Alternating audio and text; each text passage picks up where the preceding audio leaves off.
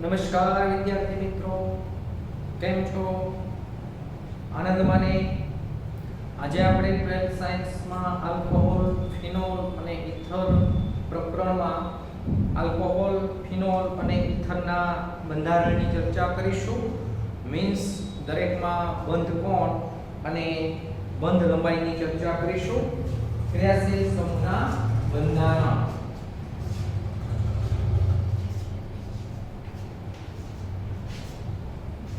ક્રિયાશીલ સમૂહના બંધારણ. ત્રણેય ક્રિયાશીલ સમૂહના બંધારણની ચર્ચા કરીએ. આલ્કોહોલ, જેમાં આપણે મિથેનોલ, ફિનોલ અને ઇથરમાં ડાયમિથાઇલ ઇથર આ ત્રણેયની ચર્ચા કરીએ. આલ્કોહોલ જેમ કે મિથેનોલનું સ્ટ્રક્ચર તમને ખ્યાલ છે, આ પ્રકારે છે: CH3OH. મિથેનોલ ઓક્સિજન પર બે અબંધકારક ઇલેક્ટ્રોન યુગ્મ છે. ફિનોલ રિંગ C6H5 નો ભાગ છે. નેક્સ્ટ ઓક્સિજન અને હાઇડ્રોજન. અહીંયા પણ ઓક્સિજન પર બે અબંધકારક ઇલેક્ટ્રોન યુગ્મો છે. અને ડાયમિથાઇલ ઇથર નું બંધારણ CH3OCH3. અહીંયા પણ ઓક્સિજન પર બે અબંધકારક ઇલેક્ટ્રોન યુગ્મ છે. પહેલા તો મધ્યસ્થ પરમાણુનું સંકરણ કેવું થાય છે તેને આધીન બંધ કોણ હોઈ શકે. sp સંકરણ હોય 180 નો બંધ કોણ, sp2 હાઇબ્રિડાઇઝેશન થતું હોય 120 નો બંધ કોણ, sp3 હાઇબ્રિડાઇઝેશન થશે 109 અને 28 મિનિટનો બંધ કોણ હોય છે. તો અહીં પહેલા તો મધ્યસ્થ ઓક્સિજન પરમાણુનું સંકરણ કેવું થાય છે? ત્રણેયમાં આલ્કોહોલ હોય, ફિનોલ હોય કે ઇથર હોય, આ ત્રણેયમાં મધ્યસ્થ ઓક્સિજન પરમાણુનું સંકરણ કેવું થાય છે એ જોઈએ. જો કોઈ પણ પરમાણુની આસપાસ રહેલા બંધની સંખ્યા પરથી, એટલે કે બંધકારક ઇલેક્ટ્રોન યુગ્મ પરથી અને અબંધકારક ઇલેક્ટ્રોન યુગ્મની સંખ્યા પરથી સંકરણ કેવા પ્રકારનું છે તે આપણે સહેલાઈથી જાણી શકીએ છીએ. જેમ કે અહીંયા જોશો તો ઓક્સિજનની આજુબાજુ બે બંધ છે, મીન્સ બંધકારક ઇલેક્ટ્રોન યુગ્મ બે છે. અને ઓક્સિજન પરમાણુ પર વધારાના બે અબંધકારક ઇલેક્ટ્રોન યુગ્મ છે. લોન પેર ઇલેક્ટ્રોનની સંખ્યા 2 છે અને બોન્ડ પેર ઇલેક્ટ્રોનની સંખ્યા પણ 2 છે. તો આ પ્રમાણે લખી શકાય: lone pair electrons plus bond પેર ઇલેક્ટ્રોન્સ.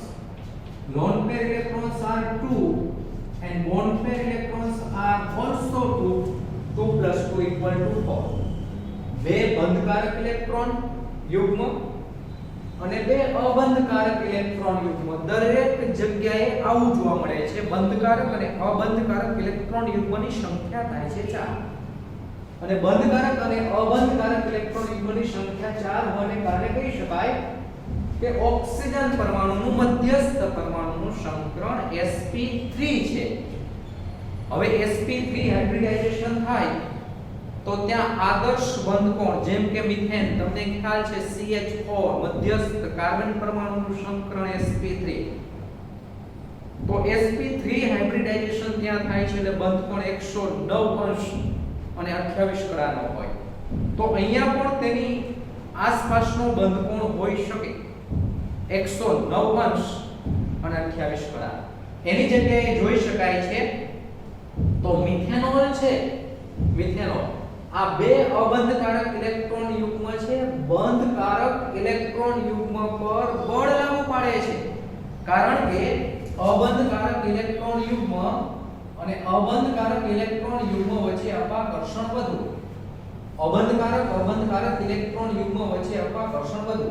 તો પરિણામે આ બંને અબંધકારક ઇલેક્ટ્રોન યુગ્મ બંધકારક ઇલેક્ટ્રોન યુગ્મ પર બળ લાગુ પાડે છે. પરિણામે બંધકારક ઇલેક્ટ્રોન યુગ્મ અંદરની દિશામાં ખસે છે અને પરિણામે કહી શકાય કે આ COH બંધ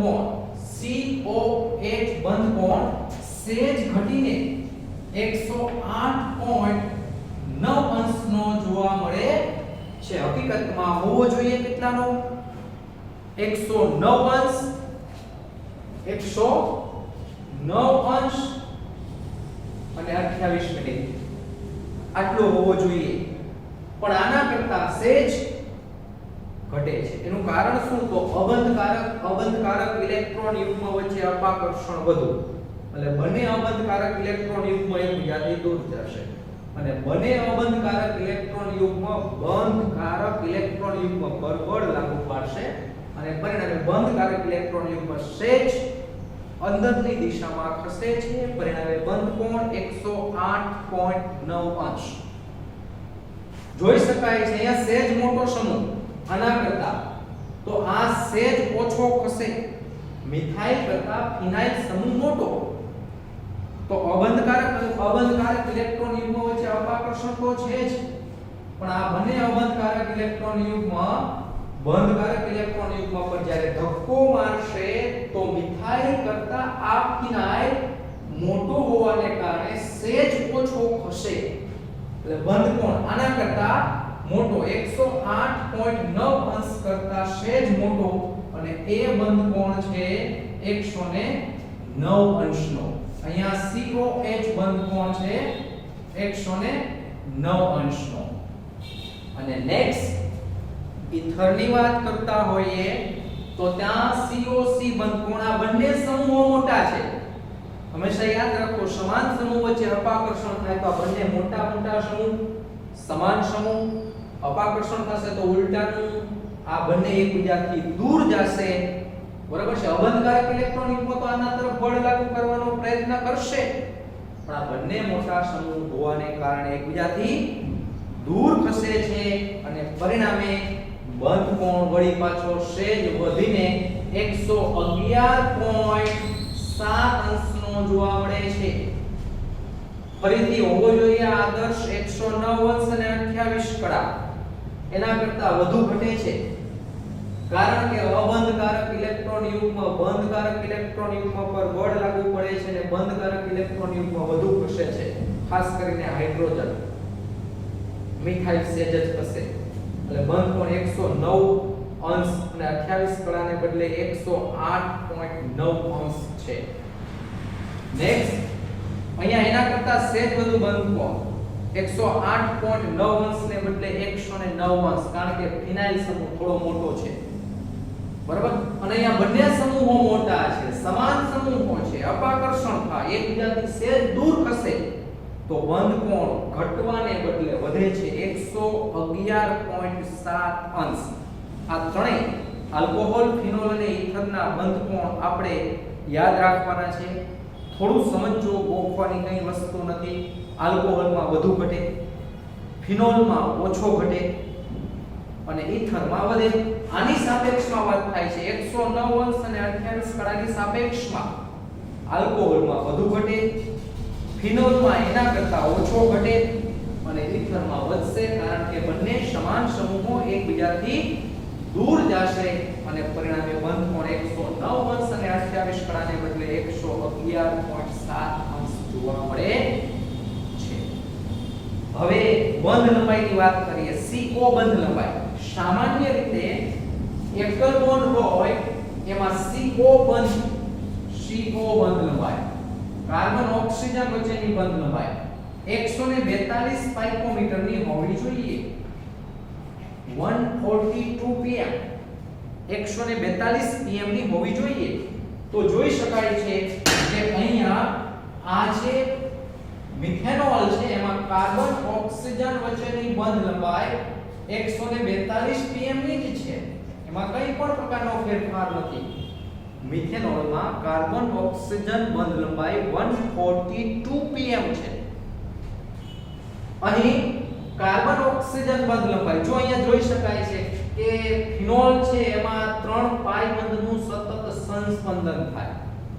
બીજું કે આ ઓક્સિજન પર રહેલા અબંધકારક ઇલેક્ટ્રોન યુગ્મ છે, ઓક્સિજન પર રહેલા અબંધકારક ઇલેક્ટ્રોન યુગ્મ એરોમેટિક વલય સાથે સંયુગ્મન પામે છે, મીન્સ એના સંસ્પંદન સાથે સંયુગ્મન પામશે અને પરિણામે આમાં આંશિક દ્વિબંધ જેવી લાક્ષણિકતા જોવા મળે. મીન્સ આ પ્રકારે હું કહેવા માંગુ છું કે એકદમ સરળ આ જે 3 પાઈ બંધ છે એનું સંસ્પંદન થતું હોય ફિનોલમાં અને પરિણામે આ ઓક્સિજન પર રહેલા અબંધકારક ઇલેક્ટ્રોન યુગ્મ એરોમેટિક વલય સાથે ઓક્સિજન પર રહેલા અબંધકારક ઇલેક્ટ્રોન યુગ્મ ઓક્સિજન પર રહેલા અબંધકારક ઇલેક્ટ્રોન યુગ્મ એરોમેટિક વલય સાથે સંયુગ્મન પામે છે. સંયુગ્મન પામે છે મીન્સ ઓક્સિજન પર આંશિક દ્વિબંધની લાક્ષણિકતા ઉત્પન્ન થાય છે. ઓક્સિજન પર આંશિક દ્વિબંધ, હકીકતમાં દ્વિબંધ છે નહીં પણ થોડી દ્વિબંધ જેવી લાક્ષણિકતા ઉત્પન્ન થાય છે. તમને ખ્યાલ છે જ્યારે એકલ બંધ કરતા દ્વિબંધની બંધ લંબાઈ ઓછી અને દ્વિબંધ કરતા ત્રિબંધની બંધ લંબાઈ ઓછી, તો અહીંયા આંશિક દ્વિબંધ જેવું આપણને દેખાય છે. ફરીથી શા માટે? તો ઓક્સિજન પર રહેલા અબંધકારક ઇલેક્ટ્રોન યુગ્મ મગજમાં બેસાડજો. ઓક્સિજન પર રહેલા અબંધકારક ઇલેક્ટ્રોન યુગ્મ એરોમેટિક વલય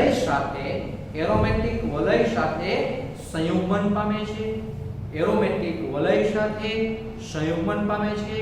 પરિણામે કાર્બન ઓક્સિજન આંશિક દ્વિબંધ જેવી લાક્ષણિકતા ધરાવે છે અને પરિણામે બંધ લંબાઈ જે 142 pm ની હોવી જોઈએ તેના કરતા વધશે કે ઘટશે? તો તેના કરતા ઘટશે અને એ બંધ લંબાઈ 136 pm ની જોવા મળે છે. 136 pm 136 pm હોવી જોઈએ 142 pm કાર્બન ઓક્સિજન બંધ લંબાઈ, જેમ કે મિથેનોલમાં છે જ. ફિનોલમાં ઘટવાનું કારણ ઓક્સિજન પર રહેલા અબંધકારક ઇલેક્ટ્રોન યુગ્મનું એરોમેટિક વલય સાથે થતું સંયુગ્મન જોડાણ અને પરિણામે ઓક્સિજન પર આંશિક દ્વિબંધની લાક્ષણિકતા જોવા મળે છે.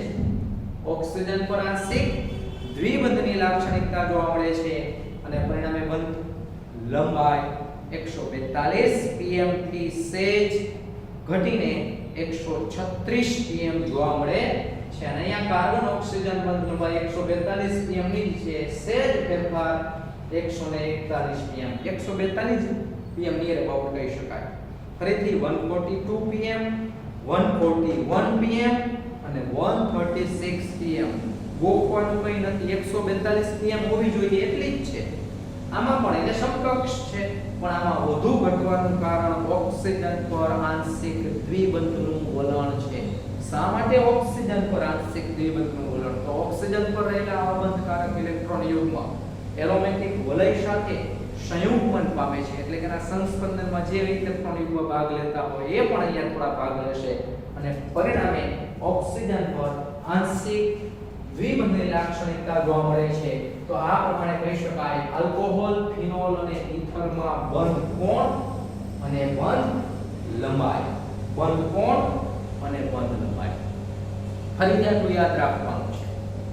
આલ્કોહોલ, ફિનોલ અને ઇથર આ ત્રણેયમાં બંધ કોણ અનુક્રમે 108.9 અંશ 108.9 અંશ 109 અંશ સહેજ વધ્યો અને 111.7 અંશ. નેક્સ્ટ બંધ લંબાઈ 142 pm 136 pm અને 141 pm. તો વિદ્યાર્થી મિત્રો સૌપ્રથમ આપણે આલ્કોહોલ, ફિનોલ અને ઇથરના નામકરણની ચર્ચા કરી. આયુર્વેદિક કે સામાન્ય નામ હોય. નેક્સ્ટ એના બંધારણની ચર્ચા કરી. હવે આપણે આલ્કોહોલ, ફિનોલ અને ઇથરના બનાવટની ચર્ચા કરી. એમાંથી આલ્કોહોલની બનાવટ, પ્રિપરેશન ઓફ આલ્કોહોલ, આલ્કોહોલની બનાવટ.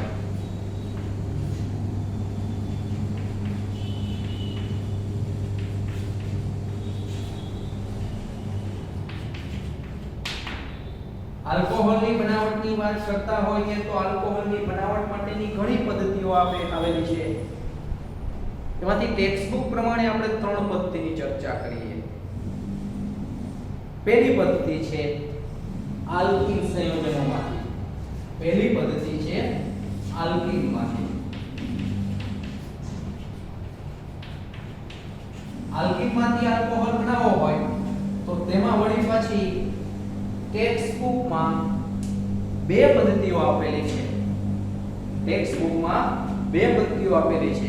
એસિડ ઉદ્દીપકીય જલીયકરણ દ્વારા પહેલી પદ્ધતિ આપેલી છે. ફરીથી કઈ પદ્ધતિ આપેલી છે? એસિડ ઉદ્દીપકીય જલીયકરણ દ્વારા. એસિડ ઉદ્દીપકીય જલીયકરણ દ્વારા. એસિડ ઉદ્દીપકની હાજરીમાં જલીયકરણ કરવાનું તો આલ્કીનમાંથી આલ્કોહોલ બનાવી શકાય. આ પહેલી પદ્ધતિ છે. એસિડ ઉદ્દીપકની હાજરીમાં જલીયકરણ કરવામાં આવે તો આલ્કીનમાંથી આલ્કોહોલ બનાવી શકાય. જેમાં માર્કોનિકોવનો નિયમ જે છે એ કાર્યરત છે. કયો નિયમ કાર્યરત છે? માર્કોનિકોવ.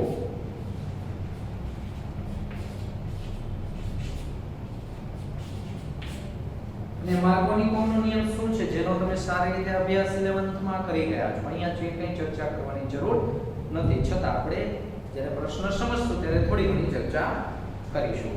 પહેલી પદ્ધતિ, બરાબર, એસિડ ઉદ્દીપકની જલીયકરણ. એસિડ ઉદ્દીપકની હાજરીમાં જલીયકરણ. ફરીથી આલ્કીનમાંથી આલ્કોહોલની બનાવટની ચર્ચા થાય છે. બીજું હાઇડ્રોબોરેશન ઓક્સિડેશન દ્વારા. હાઇડ્રોબોરેશન ઓક્સિડેશન દ્વારા. હાઇડ્રોબોરેશન ઓક્સિડેશન દ્વારા. હાઇડ્રોબોરેશન ઓક્સિડેશન એટલે જે BH3 જે છે એની હાજરીમાં થતી પ્રક્રિયા છે, એની સાથે થતી પ્રક્રિયા છે હાઇડ્રોબોરેશન, જેમાં પ્રતિ માર્કોનિકોવનો નિયમ લાગુ પડે. આના કરતા તદ્દન વિરુદ્ધ માર્કોનિકોવ અને હવે પ્રતિ માર્કોનિકોવ. આ બે મેથડ ટેક્સ્ટમાં આપેલી છે. ત્રીજી અગત્યની મેથડ છે મર્ક્યુરેશન ડીમર્ક્યુરેશન, જેની આપણે અહીંયા ચર્ચા કરતા નથી. ત્રીજી પદ્ધતિ અહીંયા આલ્કીનમાંથી આલ્કોહોલ બનાવવો હોય તો ત્રીજી અગત્યની પદ્ધતિ છે મર્ક્યુરેશન ડીમર્ક્યુરેશન અને ઓક્સીમર્ક્યુરેશન. મર્ક્યુરેશન પછી ડીમર્ક્યુરેશન અને ઓક્સીમર્ક્યુરેશન. ડીમર્ક્યુરેશન ઓક્સીમર્ક્યુરેશન. ત્રીજી પદ્ધતિ ફરીથી કઈ? ડીમર્ક્યુરેશન ઓક્સીમર્ક્યુરેશન. પણ એની અહીંયા કઈ ચર્ચા કરેલી નથી. આપણે ટેક્સ્ટ બુક પ્રમાણે આ બે પદ્ધતિઓ આલ્કીનમાંથી આલ્કોહોલની બનાવટ માટે જોવાની છે. પહેલી પદ્ધતિ જે છે એ એસિડ ઉદ્દીપકીય જલીયકરણ દ્વારા. બીજી પદ્ધતિ જે છે એ હાઇડ્રોબોરેશન ઓક્સિડેશન દ્વારા. ત્રીજી પદ્ધતિ છે ડીમર્ક્યુરેશન ઓક્સીમર્ક્યુરેશન. ડીમર્ક્યુરેશન ઓક્સીમર્ક્યુરેશન. ડીમર્ક્યુરેશન ઓક્સીમર્ક્યુરેશન પણ એ ટેક્સ્ટ બુકમાં આપેલી નથી. બીજી પદ્ધતિ, પહેલી પદ્ધતિ આલ્કીનમાંથી ચર્ચા કરી, બરાબર છે. બીજી પદ્ધતિ સેકન્ડ વન મેથડ તો કાર્બોનિલ સંયોજનોમાંથી. કાર્બોનિલ સંયોજનોમાંથી. કાર્બોનિલ સંયોજનો એટલે તમને ખ્યાલ છે આપણે આલ્ડીહાઇડ, કીટોન, કાર્બોક્સિલિક એસિડની ચર્ચા કરી. એ બધા કાર્બોનિલ સંયોજનો છે. અને કાર્બોનિલ સંયોજનોમાંથી આલ્કોહોલ બનાવી શકાય ત્યાં પણ આપણે ચર્ચા કરેલી. તો આલ્ડીહાઇડ કે કીટોનનું રિડક્શન યાદ કરો એ મેથડ, બરાબર. તો આલ્ડીહાઇડ એટલે કે CHO અને કીટોન COO ના રિડક્શન થી એસિડ COOH અને એસ્ટર COOR ના રિડક્શન. આ બધું રિડક્શન જ થયું. આલ્ડીહાઇડ નું રિડક્શન, કીટોન નું રિડક્શન, બરાબર. એસિડ કે એસ્ટર નું રિડક્શન. કારણ કે બધા જ કાર્બોનિલ સંયોજનો છે. ટેક્સ્ટ બુકમાં આપેલી ત્રીજી અગત્યની પદ્ધતિ. ટેક્સ્ટ બુકમાં આપેલી ત્રીજી અગત્યની પદ્ધતિ કઈ છે? ત્રીજી અગત્યની પદ્ધતિ તો ગ્રિગ્નાર્ડ પ્રક્રિયકમાંથી RNGX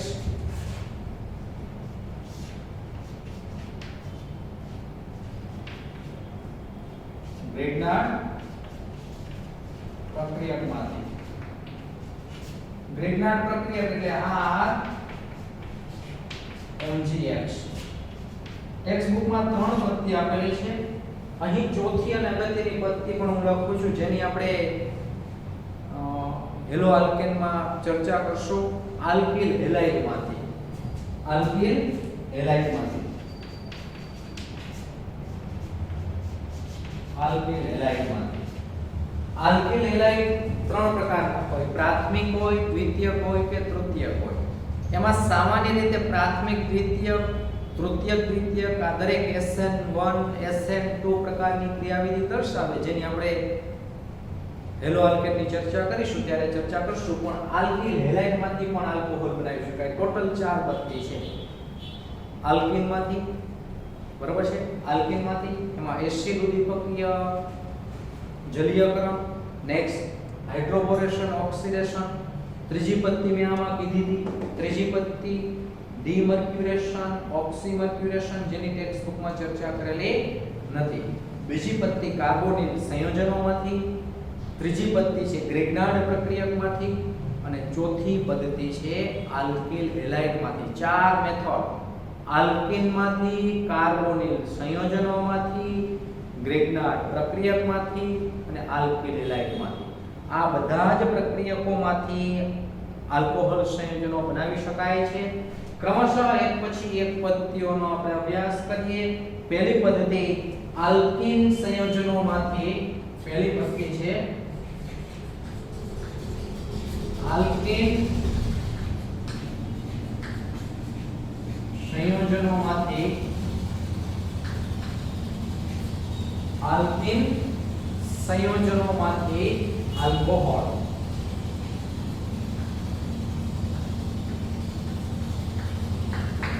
આલ્કિન સંયોજનોમાંથી આલ્કોહોલ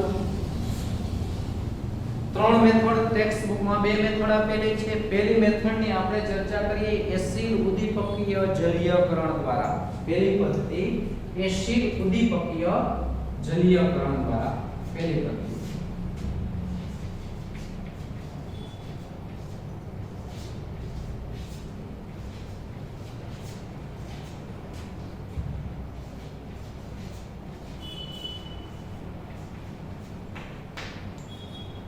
એસિડ ઉદ્દીપકની હાજરીમાં જલીયકરણ કરવાનું, હાઇડ્રેશન કરવાનું. જો આલ્કિન સંયોજનો 2 પ્રકારના હોય. આલ્કિન સંયોજનો સમમિતીય હોઈ શકે અને અસમમિતીય પણ હોઈ શકે. અહીંયા ધ્યાન આપશો. દાખલા તરીકે સમમિતીય હોય CH2 ડબલ બોન્ડ CH2, આની એસિડ ઉદ્દીપકની હાજરીમાં હાઇડ્રેશન જલીયકરણ કરવામાં આવે તો આમાંથી H+ અને OH- એસિડ પાણીમાંથી શું છૂટું પડે? H+ અને OH-. આ પાઈ બંધ તૂટે. એક જગ્યાએ H નો ઉમેરો, બીજી જગ્યાએ OH નો ઉમેરો, તો આવી નિપજ પ્રાપ્ત થાય CH3 CH2 OH. તો સમમિતીય આલ્કિન સંયોજનો હોય. સમમિતીય એટલે અહીંયા માનો કે અક્ષને વિચારો, બે બાજુ રચના સમાન છે. સમમિતીય આલ્કિન સંયોજનો હોય તો એમાં એક પ્રોડક્ટ પ્રાપ્ત થતી હોય. એમાં કોઈ માર્કોનિકો કે પ્રતિ માર્કોનિકોનો નિયમ લાગુ પડતો નથી. પણ અસમમિતીય આલ્કિન સંયોજનો આવેલા હોય, સમમિતીય આલ્કિન સંયોજનો હોય તો કોઈ પ્રશ્ન નથી. કદાચ તમે હાઇડ્રોજન અહીંયા ઉમેરો ને હાઇડ્રોક્સિલ સમૂહ અહીંયા ઉમેરો તો ઇથેનોલ જ પ્રાપ્ત થાય.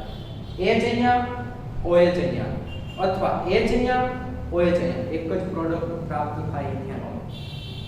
પણ અસમમિતીય આલ્કિન સંયોજનો આવેલા હોય. કેવા?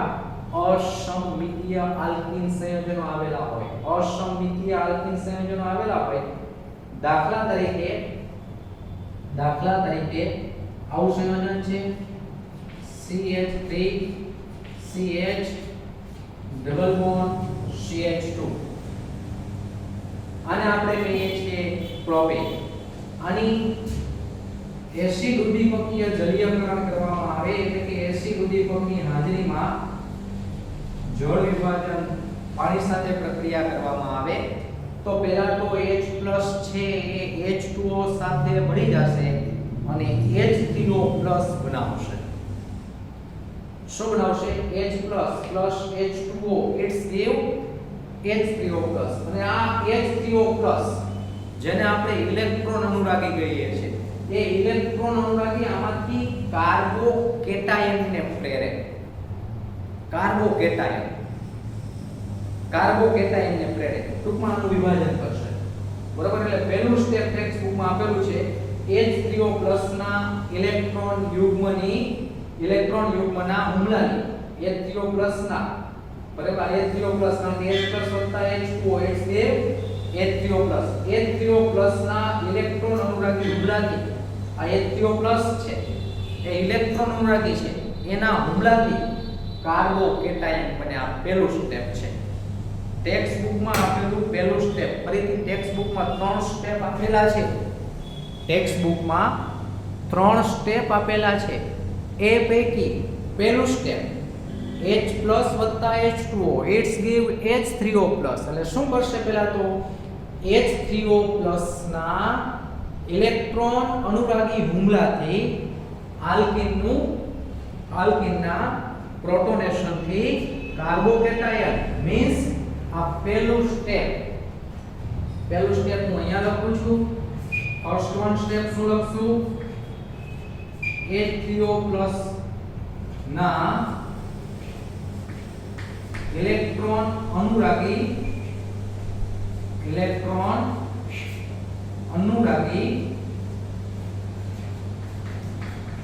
હુમલાથી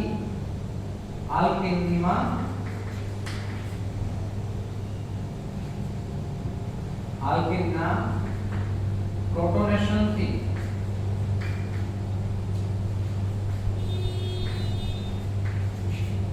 કાર્બોકેટાયન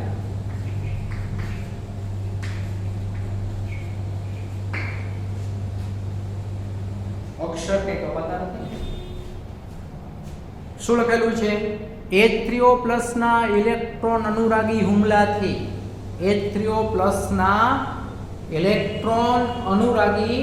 હુમલાથી આલ્કીનના પ્રોટોનેશનથી કાર્બોકેટાયન. આલ્કીનનું પ્રોટોનેશન થશે. હકીકતમાં બને છે શું? તો પહેલા તો આમાંથી H3O+ બનશે. એ H3O+ ઇલેક્ટ્રોન અનુરાગી છે એટલે લખ્યું છે કે H3O+ ના ઇલેક્ટ્રોન અનુરાગી હુમલાથી, એટલે H3O+ આના પર હુમલો કરશે, પાયબંધ તૂટી જશે. એટલે બે શક્યતા છે.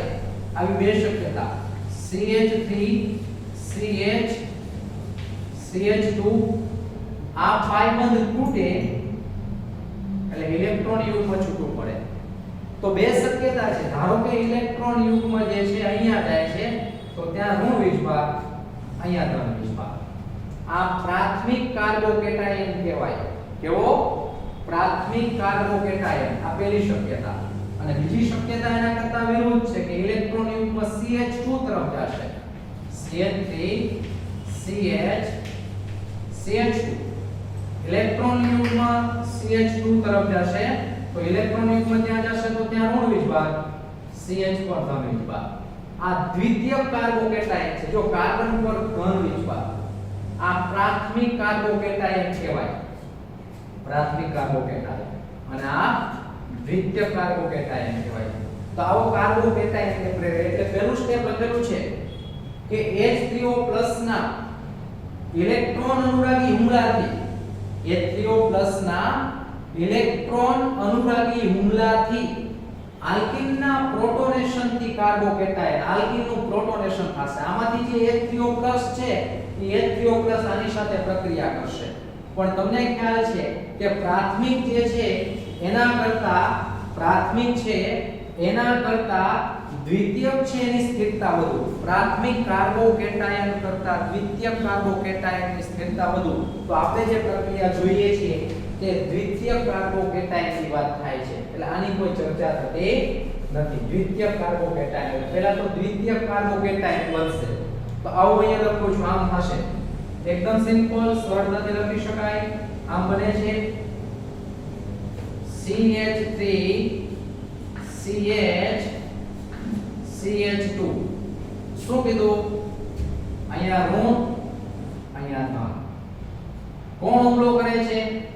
ઇલેક્ટ્રોન અનુરાગી H3O+. તો H3O+ પેલા તો અહીંયા જોડાશે. ક્યાં જોડાશે? CH+ પર જોડાશે કે CH2- પર જોડાશે? તો એકદમ સરળ પ્રોટોનેશન થશે. H3O+ છે પોતાની પાસે રહેલો H+ આપશે. H+ આપી દેશે. H+ અહીંયા જોડાઈ જશે. CH2 બરોબર, આમાંથી H3O+ છે. H3O+. એ H3O+ આમાં H+ આપશે. આ H+ ને હું અહીંયા ભેળવી દઉં છું. H+ ને અહીંયા ભેળવી દઉં છું. આ CH3 બની ગયું. આ પહેલું સ્ટેપ. ફરીથી શું છે પહેલું સ્ટેપ? H3O+ ના ઇલેક્ટ્રોન અનુરાગી હુમલાથી, કારણ કે હુમલો કરે છે, પરિણામે આલ્કિનના પ્રોટોનેશન થી આલ્કિનનું પ્રોટોનેશન થયું. આલ્કિનમાં H+ ઉમેરાણો. બરાબર, આલ્કિનમાં H+ ઉમેરાણો પરિણામે શું થયું? આલ્કિનનું પ્રોટોનેશન. એટલે આલ્કિનના પ્રોટોનેશન થી કાર્બોકેટાયન, આ કાર્બોકેટાયન બન્યો. આ પહેલું સ્ટેપ. ફરીથી શું થાય છે? H3O+ ના ઇલેક્ટ્રોન અનુરાગી હુમલાથી આલ્કિનના પ્રોટોનેશન થી કાર્બોકેટાયન બન્યો. આ પહેલું સ્ટેપ. નેક્સ્ટ બીજું સ્ટેપ. આ H+ તો બને છે, સાથે સાથે H2O પણ છે આમાં. બરાબર, આમાંથી H+ જશે તો આમાં બાકી શું રહેશે? H2O. એ H2 નું ઇલેક્ટ્રોન યુગ્મ. બરાબર, આમ થશે પ્લસ ફરીથી H+ આની સાથે જોઈન્ટ થઈ જાય છે. તો આ H+ આની સાથે જોઈન્ટ થઈ જાય છે. બરાબર, આમાં બાકી શું રહેશે? H2O. એ H2O અહીંયા છે, એના પર અબંધકારક ઇલેક્ટ્રોન યુગ્મ હશે. આ અબંધકારક ઇલેક્ટ્રોન યુગ્મ અહીંયા જોઈન્ટ થશે. બરાબર, એટલે બીજું સ્ટેપ છે કાર્બોકેટાયન પર H2O નો હુમલો. ફરીથી H3O+ માંથી શું બન્યું? H+. એ H+ અહીંયા ઋણ વીજભાર સાથે જોડાઈ ગયો, કારણ કે અહીંયા ઋણ વીજભાર હતો. H+ અહીંયા ઋણ વીજભાર સાથે જોડાઈ ગયો. બરાબર, અને H2O બન્યો. એ H2O હવે કાર્બોકેટાયન પર હુમલો કરશે. એટલે સેકન્ડ સ્ટેપ છે, બીજું સ્ટેપ છે. શું છે બીજું સ્ટેપ? કાર્બોકેટાયન પર H2O નો હુમલો. કાર્બોકેટાયન પર H2O નો હુમલો. કાર્બોકેટાયન પર આ H2O નો હુમલો કરશે, મીન્સ H2O તેની સાથે જોડાઈ જશે. તો આવી પ્રોડક્ટ આપણને પ્રાપ્ત થશે. એકદમ સરળ. શું થશે?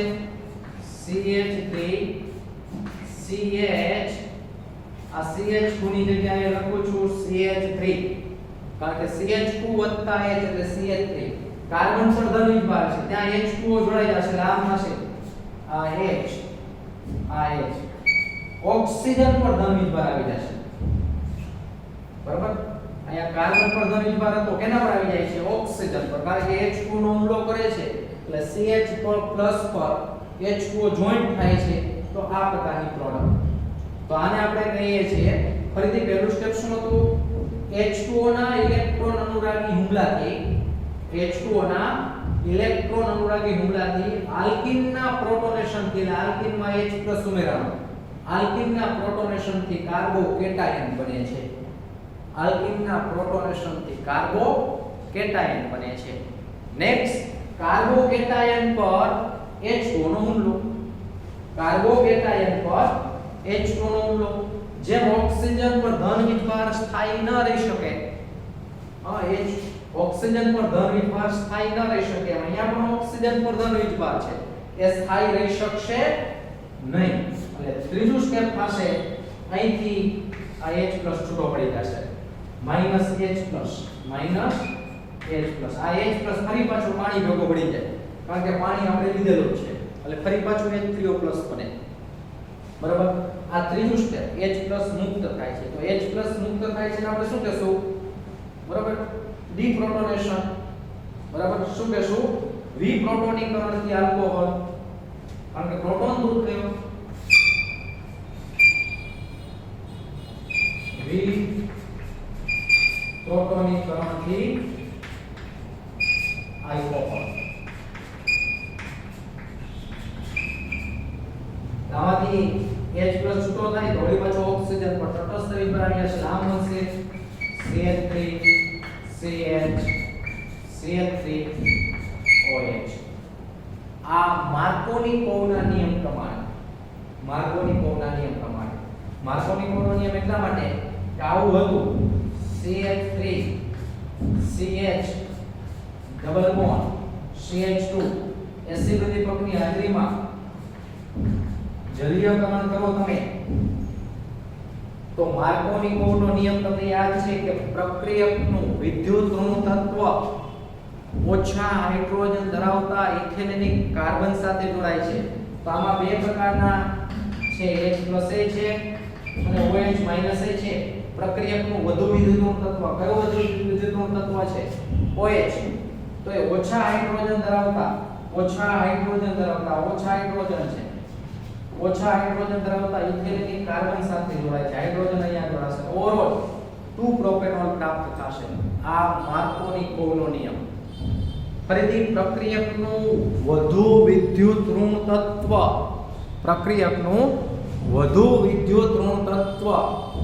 ઓછા હાઇડ્રોજન ધરાવતા ઇથિલિનિક કાર્બન સાથે જોડાય છે તો આ પહેલી પ્રક્રિયા પૂરી થઈ એસિડ ઉદ્દીપકીય જલીયકરણ અને માર્કોનિકોવનો નિયમ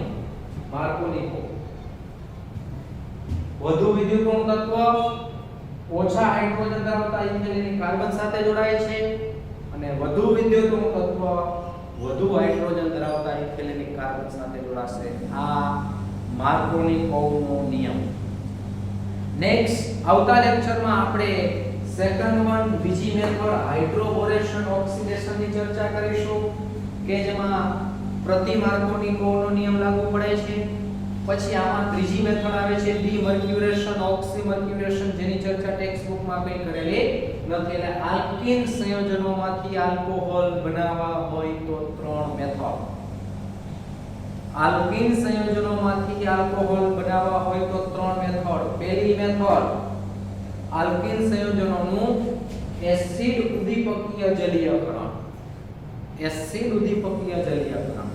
બીજી મેથડ છે હાઇડ્રોબોરેશન ઓક્સિડેશન ત્રીજી મેથડ છે ડીમર્ક્યુરેશન ઓક્સીમર્ક્યુરેશન આ ત્રણ મેથડથી આલ્કીન સંયોજનોમાંથી આલ્કોહોલ બનાવી શકાય છે બીજી મેથડ કાર્બોનિલ સંયોજનોમાંથી આલ્કોહોલ આલ્ડીહાઇડ કે કીટોન હોય એનું રિડક્શન કરી શકાય એસિડ કે એસ્ટર હોય તેનું પણ રિડક્શન કરી શકાય ત્રીજી મેથડ ગ્રેગ્નાર્ડ પ્રક્રિયકમાંથી આલ્કોહોલ ગ્રેગ્નાર્ડ પ્રક્રિયક એટલે RMGX એમાંથી આલ્કોહોલ ચોથી મેથડ ફોર્થ વન મેથડ ચોથી મેથડ શું છે ચોથી મેથડ તો એ ખરેખર આગલા ચેપ્ટરમાં આવે છે હેલો આલ્કેનમાં આવે છે ટેક્સ્ટ બુકમાં કોઈ ઉલ્લેખ નથી પણ જેની આપણે પણ હેલો આલ્કેનમાં ચર્ચા કરીશું પણ અત્યારે માત્ર મેં ત્યાં તમને નામ લખાવી દીધું છે અને એ નામ છે આલ્કાઇલ હેલાઇડમાંથી આલ્કોહોલ પછી SN1 ક્રિયાવિધિ હોય કે SN2 ક્રિયાવિધિ હોય